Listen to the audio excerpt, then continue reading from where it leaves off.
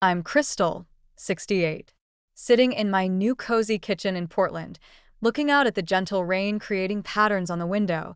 I'm sipping a cup of freshly brewed coffee. The letter from my son, Ethan, lies unopened on the counter.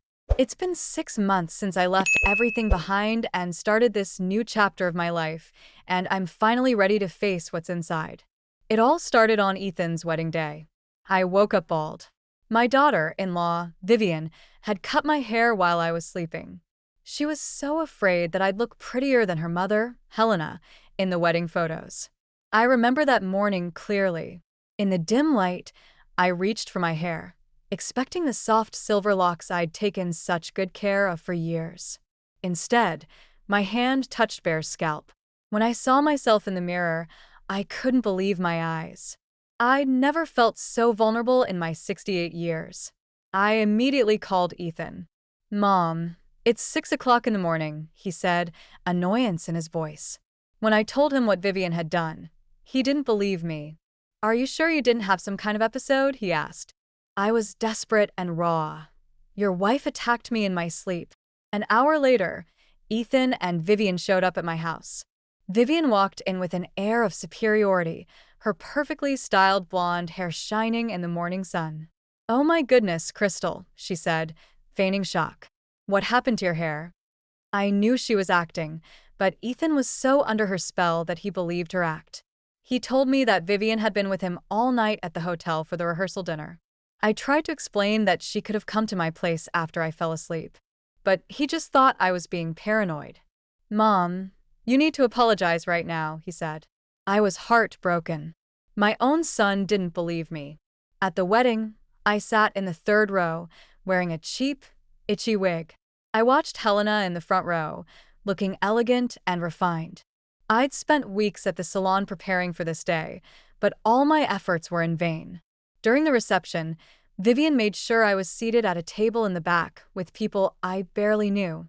She claimed it would be more comfortable for me, but I knew it was just another way to humiliate me. When the speeches began, Ethan thanked Helena and her husband for their wisdom and guidance. He never once mentioned me, the woman who'd raised him alone after his father died when he was 8. I'd worked 3 jobs as a cleaner at a hospital, a part-time cook on weekends, and a data entry clerk during the day, to give him a good life. I'd sacrificed everything for his future, but in his eyes, I was just an embarrassment. Then, during the cake cutting, Vivian started spreading lies about me in front of the guests. She said I was paranoid and that we were considering assisted living for me. I was frozen, watching her destroy my reputation. When she saw me, she waved me over and said they were just talking about me. People looked at me with pity and discomfort. I finally decided it was time to step back. I called my lawyer, Mr. Thompson. I told him I wanted to remove Ethan as the beneficiary of my will. I'd inherited $2 million from my sister, Lily, who'd passed away 2 years ago. Lily had always been smart with money, building a fortune through her successful online business. She told me on her deathbed, "Watch how people treat you when they think you have nothing. That's how you'll know who really loves you." I decided to establish a scholarship fund for single mothers studying to be nurses. It was ironic because I'd worked as a nurse's aide for 15 years while raising Ethan.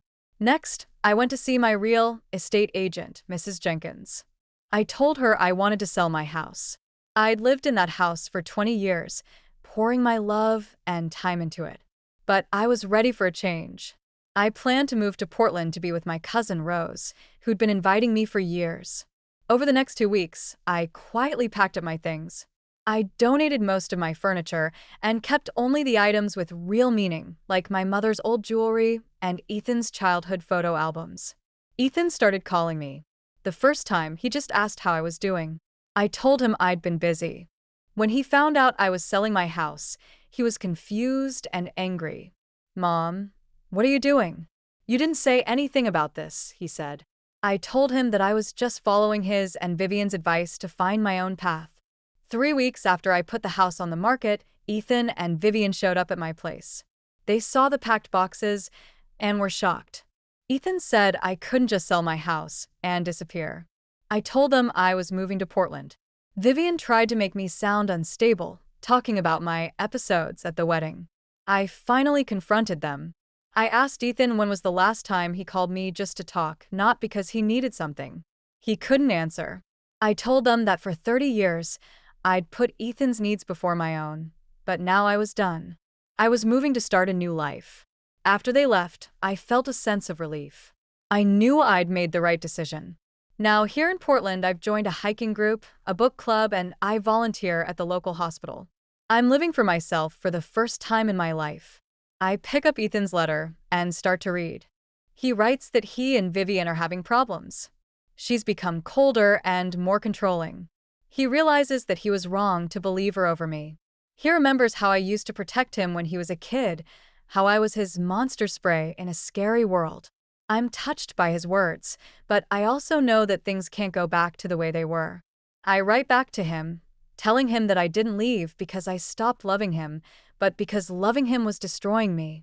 If we want to rebuild our relationship, it has to be on different terms. As I seal the letter, I feel a lightness in my heart. I've found my own strength, and I'm ready to embrace whatever the future holds. Now, I'm curious about you. What would you do if you were in my place? Have you ever been through something similar? Comment Bilo? Thank you for listening to my story.